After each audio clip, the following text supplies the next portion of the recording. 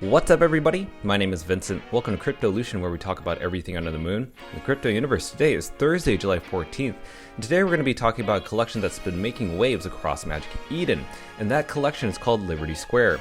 Now, it did mint within the past 24 hours, with the minting price for the public around 0.88 Solana.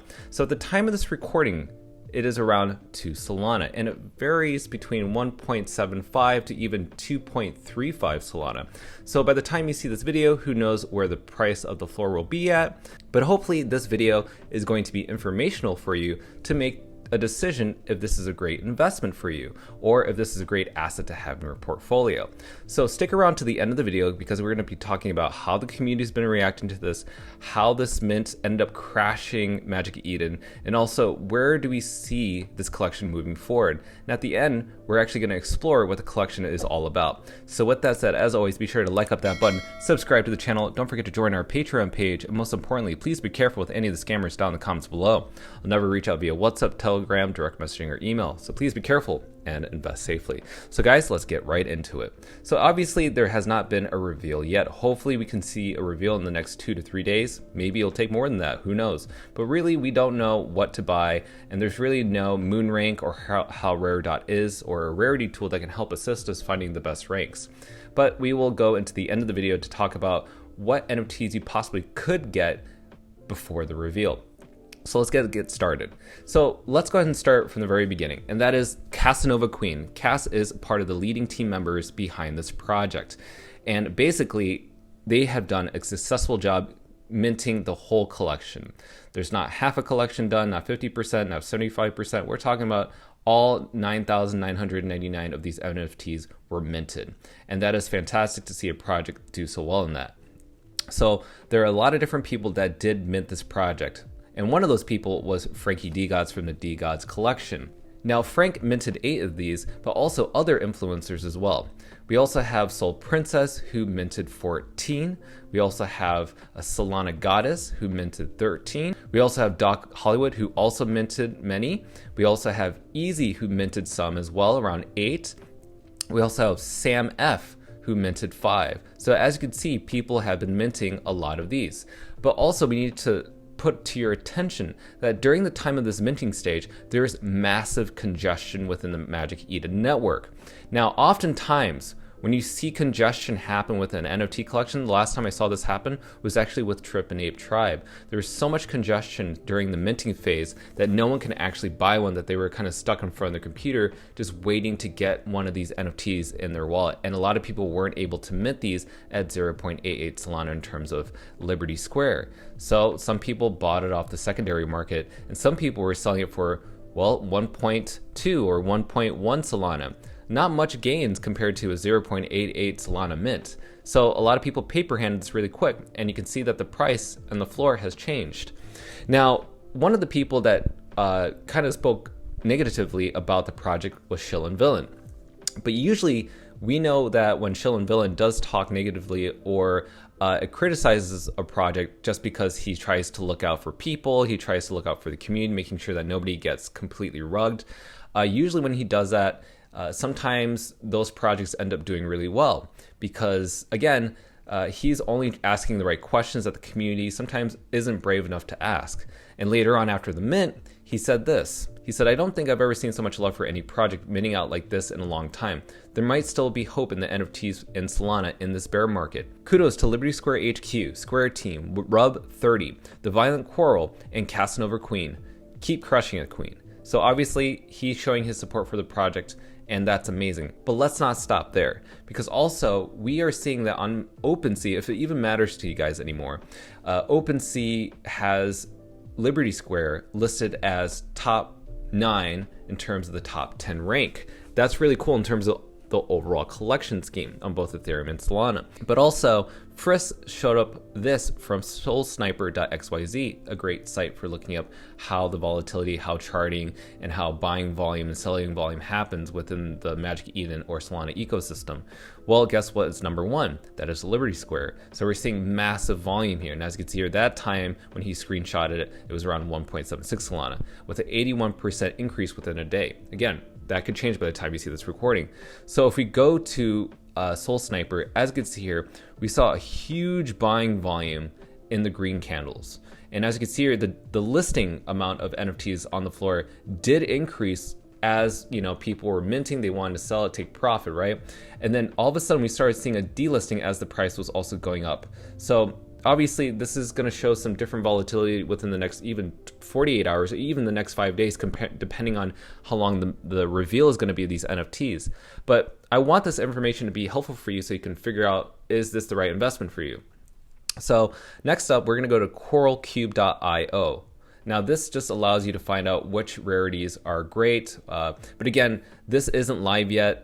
You can find out where your NFT stands in the ranking of 9,999, but this, once the reveal happens, then this should be the site to look for your rarities. If not, then look at Moonrank, hopefully, if that is available. Now, let's go ahead and go into the project, because this is the most important part, right? We want to find out, why are people so aped into this?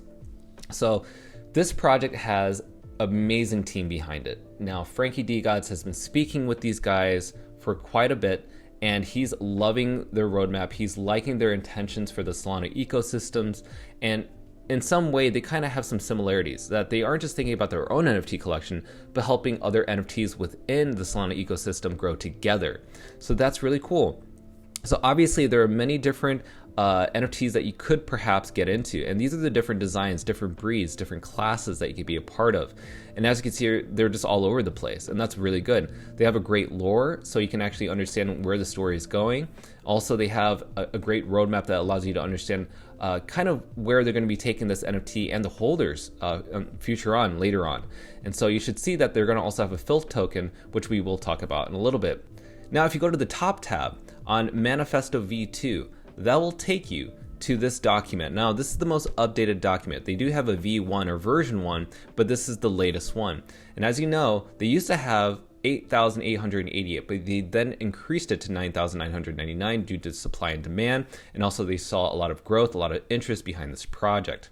Now, there's a few things I want to share with you in this document, which is that they are not a PFP project. Just know that. They aren't looking to be a profile or a picture for profile project. They're looking to develop, they're looking to build in this project. Remember, builders build during a bear market, so that's their core thing. And let's talk about core values, the core tenets. So here's something that you guys do need to sink in and understand, because this may help you understand if you need to invest in this. Now, their 5 core tenets of Liberty Square are: art matters. Never put out crappy projects that we wouldn't buy. Builders build. Yes, it's a cliche.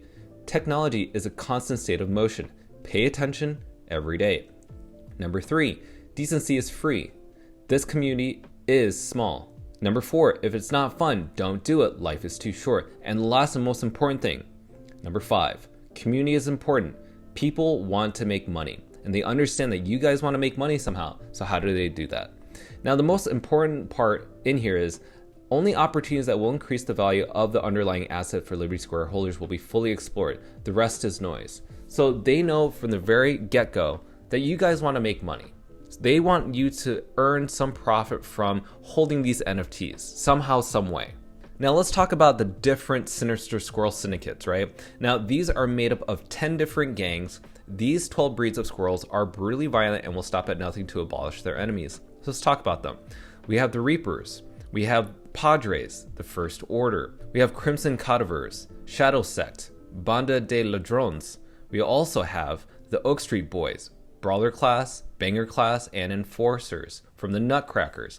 We also have the Nutcrackers MC members, the Dusty Nut Outlaws, and one of my favorites, Squirrels for Liberties. Again, these are all amazing collections. I hope that I get to score many of them. Now, there are legendary sets. Throughout Series 1, there will be 12 legendary sets. These highly stylized collections are inspired by references that we have in our lives. Each set will include one member from each gang and class. These are the rarest of rare, the Holy Grail. There are only 144 total, and each is an absolute one-on-one. So these are going to be really hard to find. Now let's talk about utility and IP rights. Now for the utility, as a new project, they find it is important to cover the basics before they do anything else. And that is what they will initially make sure that they will do. Now in terms of IP rights, you are granted the IP rights as the holder. So now just based on this wording, you technically own all the rights to your images. You could probably do whatever you want with it. If you want to start an album, music, t-shirts, well, that's basically it right there. In the air raid campaign, I thought was really interesting in this writing. It said, as a holder of these NFTs, you automatically qualify for airdrops in the future. They repeat, as a holder, you will automatically qualify for airdrops in the future. So that doesn't mean everybody's going to get one. It just means that you'll qualify for one. Now, in the beginning on May 30th, which was a while ago, they began Liberty Square air raids on Twitter and on their Discord server. Now they say immediately following our mint, we will begin to distribute new items to all the holders of the airdrop tokens. These airdrops will include Sinister Squirrels, one-on-ones from Liberty Square, pieces from other collections that we require, and one complete legendary set and more. This is one of the initial ways that we see to provide value and show appreciation to their community. The Mausoleum. I don't know what this is. Again, it's mysterious to me, but I thought this was really interesting. As a final resting place, they're a deflationary mechanism. There is no exit. All filth tokens earned from staking in the Mausoleum will be fairly distributed amongst all holders of unlisted NFTs at random points throughout the year. We are currently determining the process for entry into the Mausoleum. We don't know what that is. And there's more detail here about the filth token in terms of staking, in terms of collections. I mean, there's so much in this document, but feel free to go to the website if you have any questions. Now, you must be wondering at the end of this video, which is the reason why you stuck around, is this a great investment for you? Again, anything can happen in this space. But one thing I will say is, this collection did mint out. It did create congestion within Magic Eden's network during the minting phase. That means people were buying in bulk. People were definitely buying a lot. You have great supporters like Frankie D-God, Shill and Villain, Solana Princess, Solana King. You have all these different influencers who have been around the game for quite some time who own many of these. Now, could they cash out at any point? Absolutely. That's the whole point of minting a ton of these, is that someday these guys, even myself, have to cash out. So does that allow for the price of the floor to go up or down? We don't really know. Anything can happen with a collection. But again, these people love the team members behind this project. They're looking to build. They're not just going to make a project and then run away. So they see something that we don't. So in my eyes, I'm pretty bullish on this project. For anything below 2 Solana is absolutely a good deal. But again, that's not financial advice. I'm only an entertainer. This is just my opinion. This is not financial advice, right? So now you can help yourself understand, is this something that you're willing to hold? Are you a short-term trader? Are you long-term holder? Are you looking to accumulate as many as you can? Maybe you follow the rule of 3 where you only own 3 rather than 13 or 12 or 7, right? So just see what's worth it to you. Don't risk more than what you're willing to lose. Because again, every NFT, regardless of influencers getting involved, is a risk regardless, because we've seen many projects take risk. And also, do you appreciate the artwork? Do you appreciate the team behind the artwork? Again, this is all great feedback, and we'll see what happens within the next week or so. But I'm very excited. I currently own 3 of these, and I got it at a really good entry point nearest to the 1 Solana, which is not that bad. So already I'm in profit, but I'm deciding not to sell at this moment. And if I do decide to sell, then this is something that I'm going to mention on our Patreon page. So guys, as always, if you like what you heard, like what you saw, or if you want to see more of these videos, be sure to leave a comment down below. And make sure to visit our Twitter page as well. So guys, thank you so much for watching. Be sure to like, subscribe to the channel. Don't forget to join our Patreon page, and I'll see you guys next time. Thanks for watching Cryptolution. Register on our Patreon page for our insider training tips and more. And don't forget to click on the affiliates link below to receive sign-up bonuses and access the Global Crypto Assets Exchange. Invest safely, and we'll see you on the next episode of Cryptolution.